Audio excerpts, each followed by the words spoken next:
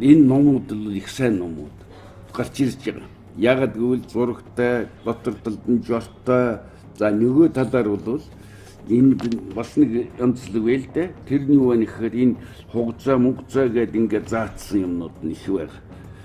Тийм учраас бол би энэ номыг бол редакторлаж хийхэд түрүүчийнхээр нь тулгуурлаад энэ сүүлчийн 2 дахь нэвтрийг бол хийсэн. Ийм л учиртай юм байгаа юм.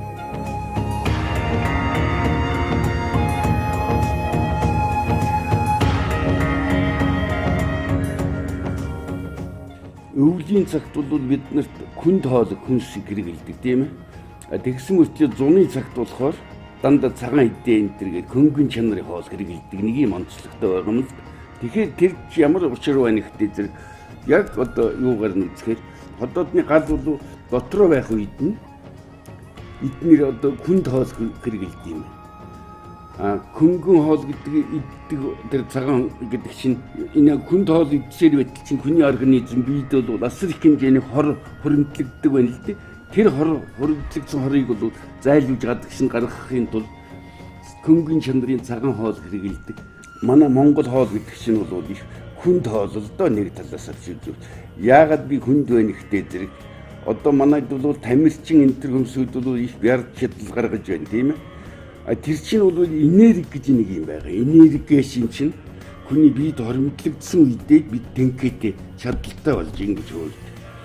Тэгэхээр манайх бол нүүдэлчин гэдэг нүүдэлчдийн удам гэдэг нүүдэлчдийн соёл гэж юм яригдээд байдаг. Тэр байж байгаа. Хоёрдугаарт бол манай нэрстэс уур амьсгалтай энэ одоо хүн хэрүүн байгаль энэ нөхцөлд бол хоол манай Монгол хоол бол зохилдсон хоол нь тэр байгаа юм л.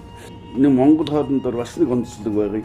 Тэр юу вэ нэгтэйгээ зэрэг Монгол хоол хүнсүүд бол энэ мах голчилж одоо бидний хэрэгэлдэг гэж яриад байгаа. Тэгэхээр мах хэрэглээд байгаа чинь дотор талдаа их олон төрлийн хоол хийдэг монголчууд маш их байна.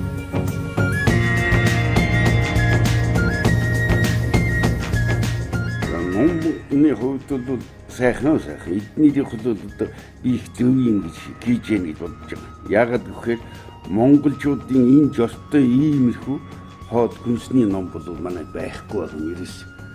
Хоёрдугаар эднийх нэгдүгээрт бол энэ ийм гоё одоо сайхан зураг чимгэлэлтэй ингэж хэвлэж гаргаж байгаа чинь бол бидний чи хоол хүнсэл гадна тийш нь одоо соёлоо сурталчилж байгаа ийм нэг тал байгаа юм. За нөгөө талаар бол дотор нь одоо ажиллаж байгаа улсууд миний бодоод байгаа юм юу вэ гэхээр эднэрийг одоо энэ хүнсүүдэд Монгол хоол хийдэг хүмүүс болгонд хүргэхэд энэ тус болно. Энэ ном бол гарын авд болоод ширийн дээрээ тавьж ягаад хийн шүү дээ. Ухаанда ийм тал юм нараа сайн тал энэ дотор нь.